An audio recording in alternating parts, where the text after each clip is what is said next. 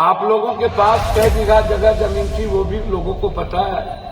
और आप किस गाड़ी पर चलते थे आज से 90 के दशक में, आपका खानदान वो भी सबको पता है। जिस दिन निर्णय ले लूंगा शायद आप मेरे एक प्यादे से भी लड़ने की औकात नहीं रखते। यह सरकार अफसर के गुंडागर्दी पर चलती, नीतीश राज में अफसर राज।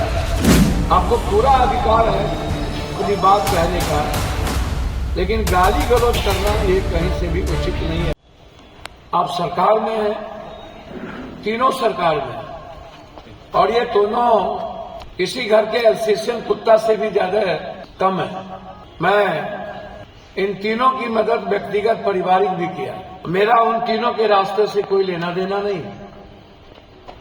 मेरा आग्रह दो ही है, छोटी सी आग्रह। आप में हिम्मत बहुत है, ताकत भी है, आपने बहुत लूट के कमा भी लिया है। आप लोगों के पास कई बीघा जगह जमीन थी वो भी लोगों को पता है।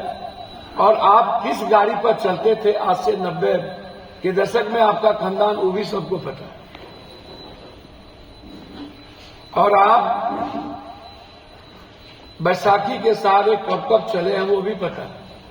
और हमने तीनों को मदद की। एक प्रवक्ता जी को जो पटना बैठते हैं, जिनको राजद के प्रवक्ता इतना गाली देता है, वो इसलिए जवाब नहीं देते हैं कि वो उसी का जात है।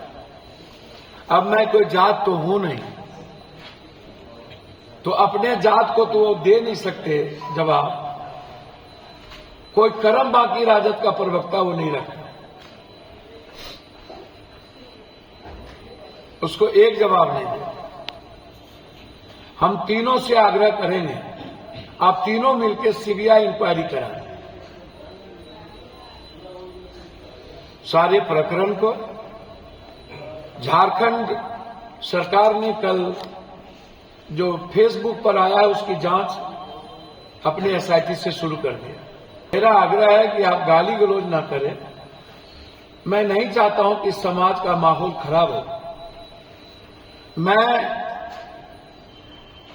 जिस दिन निर्णय ले लूंगा शायद आप मेरे एक प्यादे से भी लड़ने की औकात नहीं रखते। जिस दिन क्योंकि मैं उस दिन समाज में फिर क्वेश पैदा हो जाए, और फिर बिहार में मैं नहीं चाहता हूं कि आपके बयान का जवाब दूं, नहीं तो जातीय उन्माद न पैदा हो।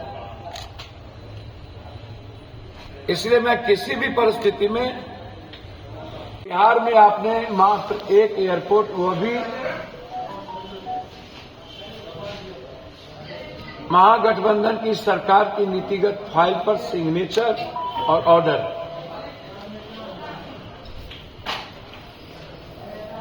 आपने 11,000 करोड़ रुपया, 1 लाख आरा में डिक्लेयर किया कि मैं दूंगा बिहार को 1 लाख कुछ करोड़। 1,50,000 आपने नहीं दिया।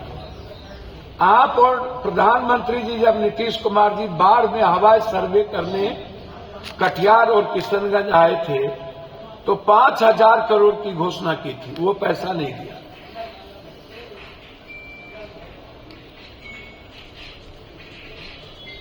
मिथिला, कोसी, सीमांचल में जो लोग कल यहां आए थे, सिंचाई मंत्री भी रह चुके, इन्होंने वादा किया था हर नदियों की मिट्टी, बालू, कंक्रीट को निकालने का, और सभी गाइडलाइन के बाद बांध को पक्कीकरण करने का। 5% भी बांध पक्कीकरण नहीं हुआ, और 1.2% भी गाइड बांध नहीं बना। और इन्होंने कहा था बांध टूट जाएगी तो मैं रिजनेशन दे दूंगा, राजनीति नहीं करूंगा। इस बार भी 7 बांध टूटे।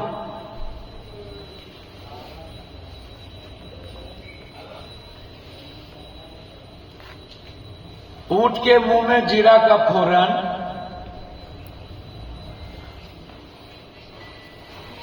आप 2026 और 27 तक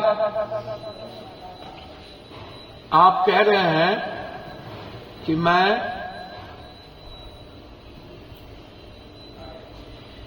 हाईडैम भीमनगर बैरेज का नवीनीकरण के लिए डीपीआर तैयार करेंगे। मैं आपसे पहली बात जानना चाहता हूं, जब प्रिंसिपल तय नेपाल सरकार से आपकी कोई सिग्नेचर हुई नहीं, वार्ता आपने अभी तक की नहीं, नेपाल सरकार ने प्रिंसिपलतः आपको इसकी सहमति दी नहीं, तो हाईडैम किस आधार पर आप डीपीआर तैयार करें? परसों भी हमारे मंत्री ने कहा कि टेंडर कर दिया हूं, जनवरी में उद्घाटन करने चलूंगा, शिलान्यास करने चलूंगा। संजय झा जी का हम सम्मान करते हैं। आप अपने मंत्रिमंडल का एक बांध बताइए जिसका आपने पक्कीकरण किया। दूसरा, आप हमको बताइए, विशेष राज्य के लिए आप जब दिल्ली के कार्यकारी अध्यक्ष थे तो रैली निकाले थे, अध्यक्ष बने थे, क्या हुआ?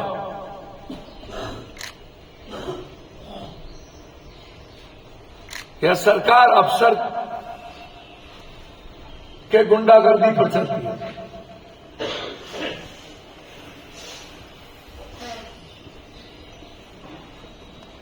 और माफियाओं के ताकत पे चलती है। ये नीतीश राज नहीं है, ये अफसर राज है। ये नीतीश राज नहीं है, अफसर राज है। इन आर्मी को नेक सलाह देना चाहूंगा। एक मंत्री है जो हमेशा गाली गलौज करते हैं कि आप आलोचना कीजिए, तथ्य के साथ कीजिए, सत्य के साथ कीजिए। आपको पूरा अधिकार है अपनी बात कहने का, लेकिन गाली गलौज करना ये कहीं से भी उचित नहीं है और शब्दों का चयन होना चाहिए। मैं फिर कहूंगा, 29 धमकियां मिली और पत्रकार जी लोगों से भी आग्रह करेंगे, बिना पूरे तथ्य को समझे